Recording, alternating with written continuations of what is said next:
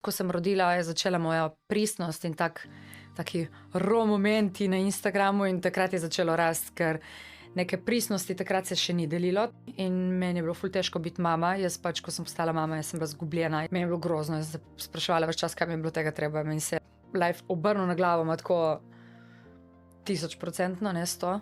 In to sem delila in takrat je začelo rasti. Zdaj štekam, zakaj neka izjava ni primerna. Recimo to za širjenje nog. Kdo je pomislil v tistem trenutku, da pač so ženske v abusable relationships in pač da ni cool. Sam to ne razmišljaš v tistem trenutku.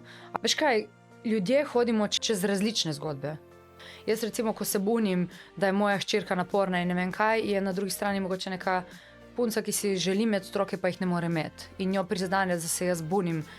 Kaj mi je bilo tega treba, ne? In ko imaš tak following in tak reach, so res različne oči, ki to gledajo. Tako da zdaj, kar sem se naučila čez ta leta, sem se naučila malo drugače povedati. In tudi, če se v inboxu najde nekdo, ki mu ni prav, kar sem povedala, ga probaš začutiti in ga probaš razumeti. To je, pač reach je prevelik, velik bazen različnih ljudi ujameš, da jih lahko prizadeneš na koncu in pač ni prav, pa se moraš opravičevati. Čeprav ni bil tvoj namen, ne jih prizadeti niti približno, vedno hočeš dobro, kot se reka. Pač. Ali je to hec, ali je to čisto neko drugo sporočilo, ki si ga hotel predati, ampak vse zgodi in pač moraš prevzeti odgovornost.